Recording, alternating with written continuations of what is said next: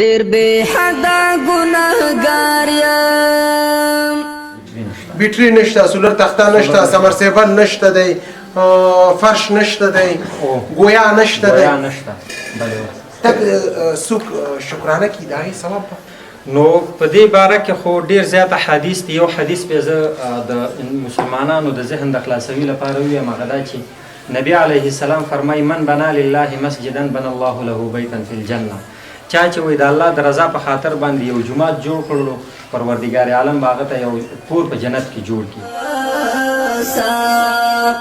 درته سوال کوم سبحانا، درته سوال کوم سبحانا، ته رحیم یې ته. ثم الحمدلله د جامع مسجد فرش، سولر تخته، سمرسیبل، بیټرۍ، لاسپیکرې، گویا د الله په امر سره ټول وشول. حارث صاحب ته مو ویلي چې اذان وکړه، وایي لاسپیکر صحیح نه دی، کار نه کوي.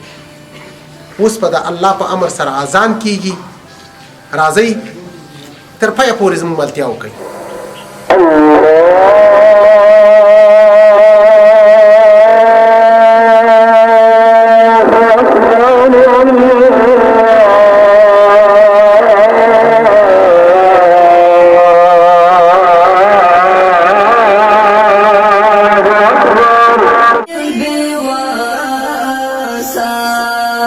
درته سوال کوم سبحانا، درته سوال کوم سبحانا، ډېر بې حده ګناهګار یم، مغفرت غواړم له تا نه.